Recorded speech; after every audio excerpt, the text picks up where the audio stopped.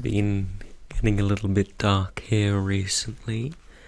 I do understand this to be a very dark book, but I don't know, feels cold.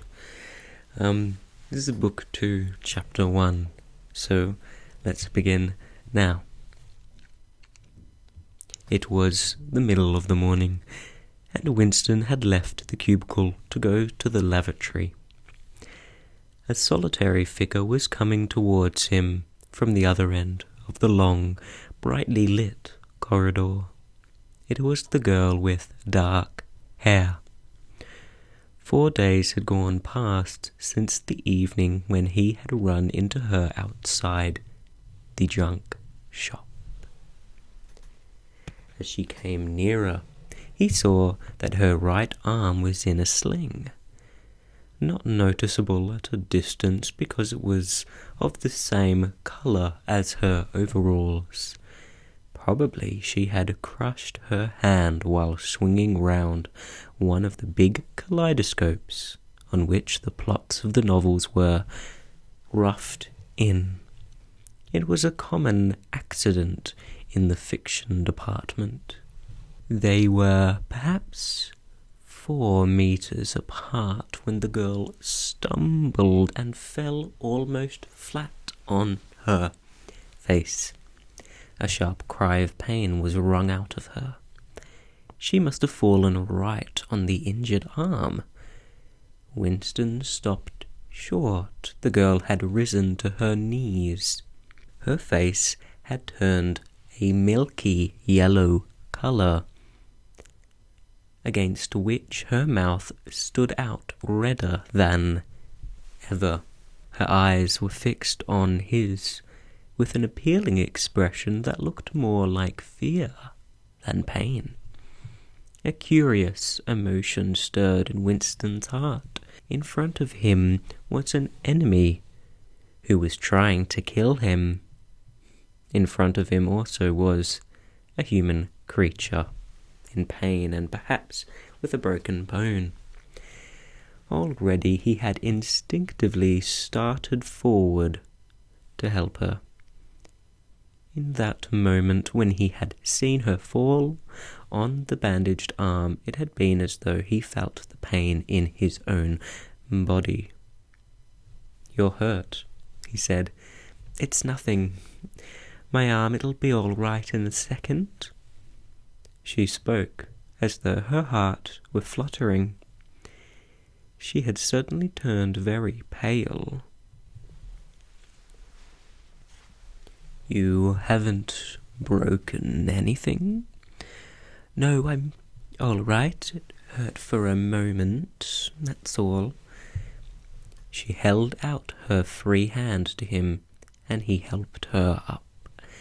She had regained some of her colour and appeared very much better. "It's nothing," she repeated shortly. "I only gave my wrist a bit of a bang. Thanks, comrade." And with that she walked on in the direction in which she was going, as briskly as though it had really been nothing. The whole incident could not have taken as much as half a minute. Not to let one's feelings appear in one's face was a habit that had acquired the status of an instinct. And in any case, they had been standing straight in front of a telescreen when the things had happened. Nevertheless, it had been very difficult not to betray a momentary surprise, for in the 2 or 3 seconds while he was helping her up, the girl had slipped something into his hand. There was no question that she had done it intentionally. It was something small and flat. As he passed through the lavatory door, he transferred it to his pocket and felt it with the tip of his fingers. It was a scrap of paper folded into a square. While he stood at the urinal, he managed, with a little more fingering, to get it unfolded. Obviously, there must be a message of some kind written on it. For a moment he was tempted to take it out into one of those water closets and read it at once. But that would be shocking folly, as he well knew. There was no place where you could be more certain than the telescreens were watching continuously.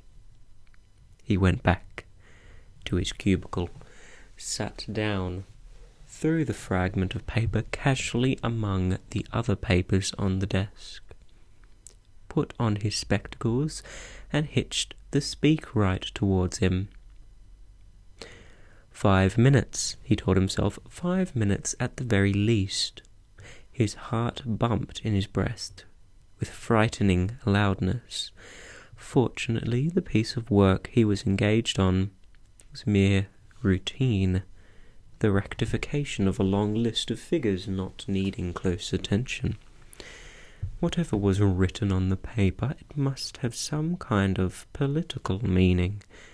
So far as he could see, there were two possibilities. One, much more likely, was that the girl was an agent of the thought police, just as he had feared.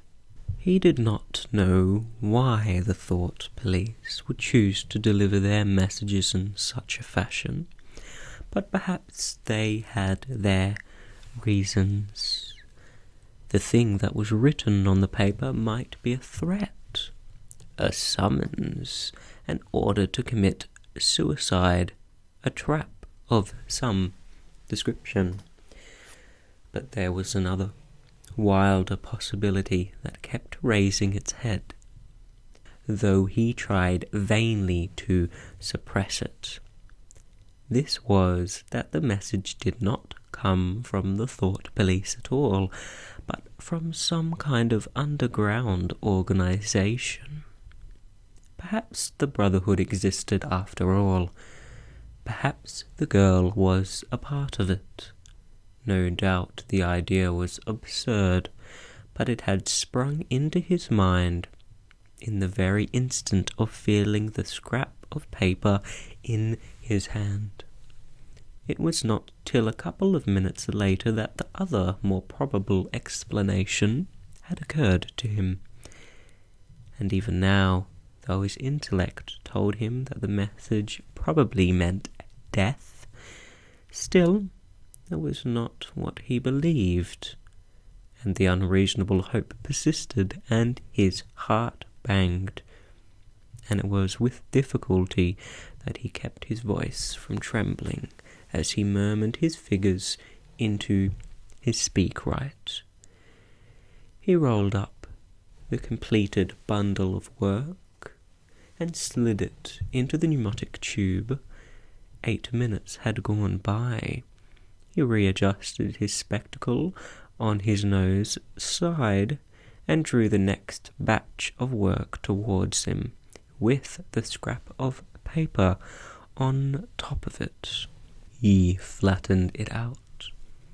On it was written in a largely unformed handwriting, "I love you." For several seconds he was too stunned even to throw the incriminating thing into the memory hole. When he did so, although he knew very well the danger of showing too much interest, he could not resist reading it once again, just to make sure that the words were really there.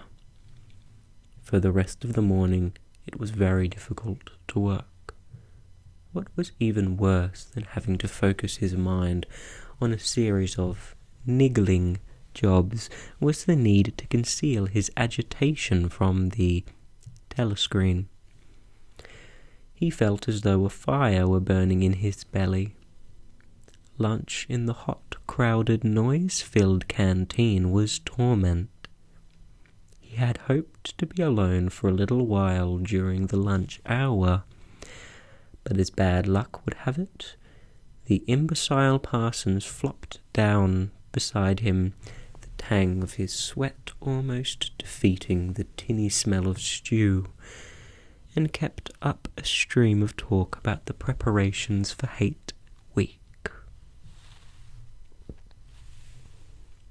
He was particularly enthusiastic about a papier-mâché model of Big Brother's head 2 meters wide, which was being made for the occasion by his daughter's troupe of spies. The irritating thing was that in the racket of voices Winston could hardly hear what Parsons was saying, and was constantly having to ask for some fatuous remark to be repeated. Just once he caught a glimpse of the girl at a table with the 2 other girls at the far end of the room. She appeared not to have seen him, and he did not look in that direction again. The afternoon was more bearable. Immediately after lunch, there arrived a delicate, difficult piece of work, which would take several hours, and necessitated putting everything else aside. It consisted in falsifying a series of production reports of 2 years ago, in such a way as to cast discredit on a prominent member of the inner party who was now under a cloud. This was the kind of thing that Winston was good at, and for more than 2 hours he succeeded in shutting the girl out of his mind altogether. Then the memory of her face came back, and with it a raging, intolerable desire to be alone. Until he could be alone, it was impossible to think this new development out. Tonight was one of his nights at the community centre. He wolfed another tasteless meal in the canteen, hurried off to the centre, took part in the solemn foolery of a discussion group, played 2 games of table tennis, swallowed several glasses of gin, and sat for half an hour through a lecture entitled INSOC in relation to chess. His soul writhed with boredom, but for once he had no impulse to shirk his evening at the centre. At the sight of the words, "I love you," the desire to stay alive had welled up in him, and the taking of minor risks suddenly seemed stupid. It was not till 23 hours, when he was home and in bed, in the darkness, where you were safe even from the telescreen so long as you kept silent, that he was able to think continuously. It was a physical problem that had to be solved. How to get in touch with the girl and arrange a meeting. He did not consider any longer the possibility that she might be laying some kind of trap for him. He knew that it was not so, because of her unmistakable agitation when she handed him the note. Obviously, she had been frightened out of her wits, as well as she might be. Nor did the idea of refusing her advances even cross his mind. Only 5 nights ago, he had contemplated smashing her skull in with a cobblestone, but that was of no importance. He thought of her naked, youthful body as he had seen it in his dream. He had imagined her a fool, like the rest of all of them. Her head stuffed with lies and hatred, her belly full of ice. A kind of fever seized him at the thought that he might lose her. The white youthful body might slip away from him. What he feared more than anything else was that she would simply change her mind if he did not get in touch with her quickly.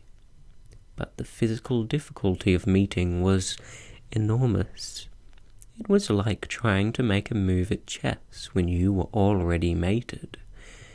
Whichever way you turned, The telescreen faced you. Actually, all the possible ways of communicating with her had occurred to him within 5 minutes of reading the note. But now, with time to think, he went over them one by one, as though laying out a row of instruments on a table. Obviously, the kind of encounter that had happened this morning could not be repeated. If she had worked in the records department, it might have been comparatively simple, but he had only a very dim idea whereabouts in the building the fiction department lay. He had had no pretext for going there. If he had known where she lived, and at what time she left work, he could have contrived to meet her some way on her way home. But to try to follow her home was not safe, because it would mean loitering about outside the ministry, which was bound to be noticed. As for sending a letter through the mails, it was out of the question. By a routine that was not even secret, all letters were opened in transit. Actually, few people ever wrote letters. For the messages that it was occasionally necessary to send, there were printed postcards with long lists of phrases, and you struck out the ones that were inapplicable. In any case, he did not know the girl's name, let alone her address. Finally, he decided that the safest place was the canteen. If he could get her at a table by herself, somewhere in the middle of the room, not too near the telescreens, and with a sufficient buzz of conversation all around, if these conditions endured for, say, 30 seconds, it might be possible to exchange a few words. For a week after this, life was like a restless dream. On the next day, she did not appear in the canteen until he was leaving it, the whistle having already blown. Presumably, she had been changed onto a later shift. They had passed each other without a glance. On the day after that, she was in the canteen at the usual time, but with 3 other girls and immediately under a telescreen. Then, for 3 dreadful days, she did not appear at all. His whole mind and body seemed to be afflicted with an unbearable sensitivity, a sort of transparency which made every movement, every sound, every contact, every word that he had to speak or listen to an agony. Even in sleep, he could not altogether escape her image. He did not touch the diary during those days. If there was any relief, it was in his work, in which he could sometimes forget himself for 10 minutes at a stretch. He had absolutely no clue as to what had happened to her. There was no inquiry he could make. She might have been vaporized. She might have committed suicide. She might have been transferred to the other end of Oceania. Worst and likeliest of all, she might simply have changed her mind and decided to avoid him. The next day she reappeared. Her arm was out of the sling, and she had a band of sticking plaster round her wrist. The relief of seeing her was so great that he could not resist staring directly at her for several seconds. On the following day, he very nearly succeeded in speaking to her. When he came into the canteen, she was sitting at a table well out from the wall, and was quite alone. It was early, and the place was not very full. The queue edged forward till Winston was almost at the counter. Then was held up for 2 minutes, because someone in front was complaining that he had not received his tablet of saccharine. But the girl was still alone when Winston secured his tray and began to make for her table. He walked casually towards her, his eyes searching for a place at some table beyond her. She was perhaps 3 meters away from him. Another 2 seconds would do it. Then a voice behind him called, "Smith." He pretended not to hear. "Smith," repeated the voice more loudly. It was no use. He turned around. A blonde-headed, silly-faced young man named Wilshire, whom he barely knew, was inviting him with a smile to a vacant place at his table. It was not safe to refuse. After having been recognized, he could not go and sit at a table with an unintended girl. It was too noticeable. He sat down with a friendly smile. The silly, blonde face beamed into his. Winston had a hallucination of himself smashing a pickaxe right into the middle of it. The girl's table filled up a few minutes later. But she must have seen him coming towards her, and perhaps she would take the hint. Next day he took care to arrive in early. Surely enough, she was at a table in about the same place, and again alone. The person immediately ahead of him in the queue was a small, swiftly moving beetle-like man with a flat face and tiny, suspicious eyes. As Winston turned away from the counter with his tray, he saw that the little man was making straight for the girl's table. His hopes sank again. There was a vacant place at a table further away, but something in the little man's appearance suggested that he would be sufficiently attentive to his own comfort to choose the emptiest table. With ice at his heart, Winston followed. It was no use unless he could get the girl alone. At this moment there was a tremendous crash. The little man was sprawling on all fours. His tray had gone flying. 2 streams of soup and coffee were flowing across the floor.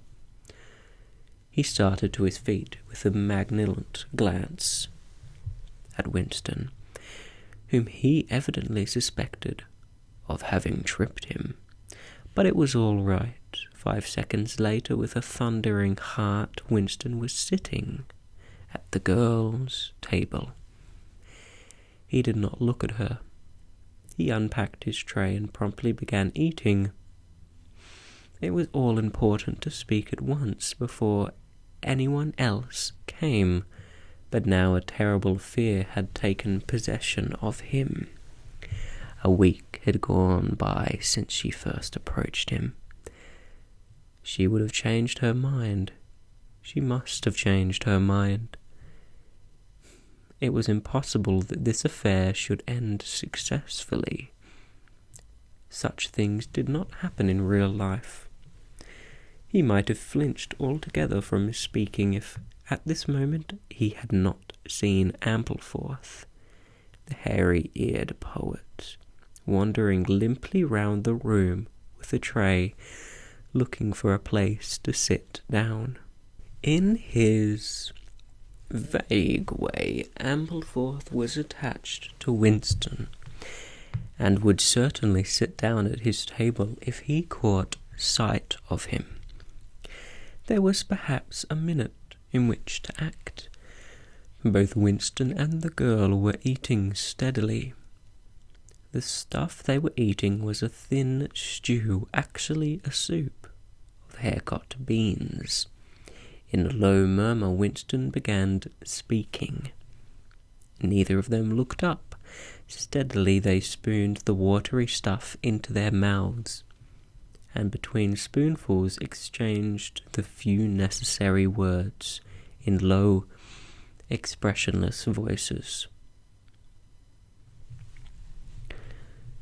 "What time do you leave work?" 18:30. "Where can we meet?" "Victory Square, near the monuments." "It's full of telescreens." "It doesn't matter if there's a crowd." "Any signal?" "No.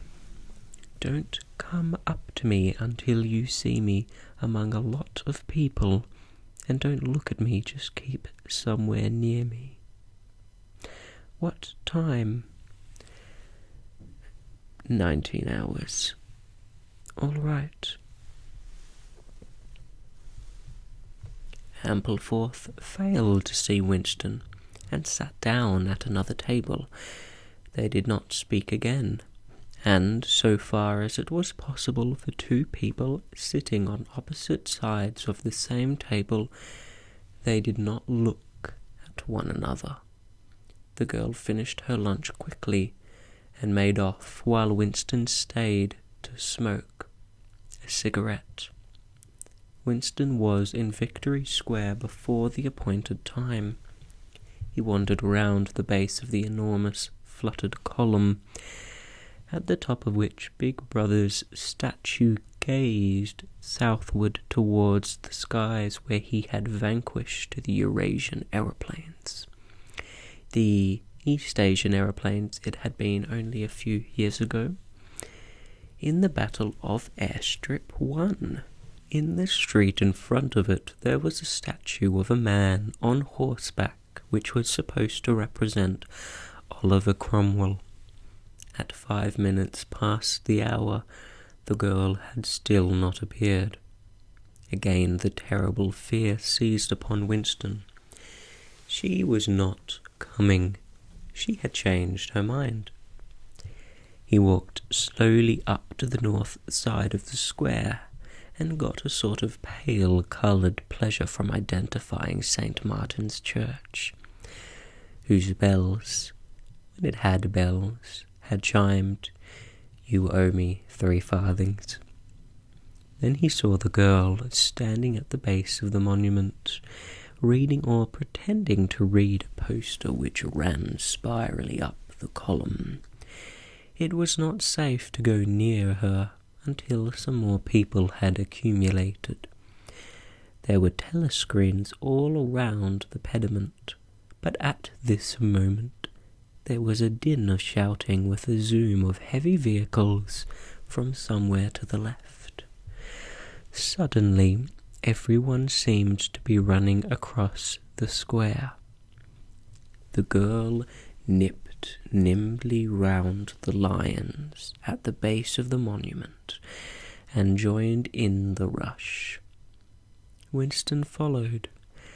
As he ran, he gathered from some shouted remarks that a convoy of Eurasian prisoners were passing.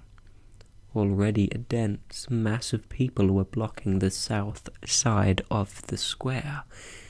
Winston, at normal times the kind of person who gravitates to the outer edge of any scrimmage, shoved, butted, squirmed his way forward into the heart of the crowd. Soon he was within arm's length of the girl, but the way was blocked by an enormous prole and an almost equally enormous woman, presumably his wife, who seemed to form an impenetrable wall of flesh. Winston wriggled himself sideways, and with a violent lunge managed to drive his shoulder between them. For a moment it felt as though his entrails were being ground to pulp between 2 muscular hips. Then he had broken through, sweating a little. He was next to the girl, They were shoulder to shoulder, both staring fixedly in front of them. A long line of trucks with wooden-faced guards armed with submachine guns standing upright in each corner was passing slowly down the street. In the trucks, the little yellow men in shabby greenish uniforms were squatting, jammed close together. Their sad Mongolian faces gazed out over the sides of the trucks, utterly incurious. Occasionally, when a truck jolted, there was a clank of metal. All the prisoners were wearing leg irons. Truckload after truckload of sad faces passed. Winston knew they were there, but he saw them only intermittently. The girl's shoulder and her right arm down to the elbow were pressed against his. Her cheek was almost near enough for him to feel its warmth. She had immediately taken charge of the situation, just as she had done in the canteen. She began speaking in the same expressionless voice as before, with lips barely moving, a mere murmur easily drowned by the din of voices and the rumbling of the trucks. "Can you hear me?" "Yes." "Can you get Sunday afternoon off?" "Yes." "Then listen carefully. You'll have to remember this. Go to Paddington Station." With a sort of military precision that astonished him, she outlined the route that he was to follow. A half-hour railway journey. Turn left outside the station, 2 kilometers along the road, a gate with the top bar missing, a path across a field, a grass-grown lane, a track between bushes, a dead tree with moss on it. It was as though she had a map inside her head. "Can you remember all of that?" she murmured finally. "Yes." "You turn left, then right, then left again, and the gate's got no top bar." "Yes." "What time?" "About 15. You may have to wait. I'll get you there by another way." "I'll get there by another way. Are you sure you remember everything?" "Yes." "Then get away from me as quick as you can." She need not to have told him that, but for the moment they could not extricate themselves from the crowd. The trucks were still filing past, the people still insatiably gaping. At the start there had only been a few boos and hisses, but it came only from the party members among the crowd, and had soon stopped. The prevailing emotion was simply curiosity. Foreigners, whether from Eurasia or East Asia, were a kind of strange animal. One literally never saw them except in the guise of prisoners, and even as prisoners one never got more than a momentary glimpse of them. Nor did one know what became of them. Apart from the few who were hanged as war criminals, the others simply vanished, presumably into forced labour camps. The round Mongol faces had given way to faces of a more European type, dirty, bearded, and exhausted. From over scrubbly cheekbones, eyes looked into Winston, sometimes with strange intensity, and flashed away again. The convoy was drawing to an end. In the last truck he could see an aged man, his face a mass of grizzled hair, standing upright with wrists crossed in front of him. It was as though he were used to having them bound together. It was almost time for Winston and the girl to part, but at the last moment the crowd was still hemmed them in. Her hand felt for his, and gave it a fleeting squeeze. It could not have been 10 seconds, and yet it seemed a long time that their hands were clasped together. He had time to learn every detail of her hand.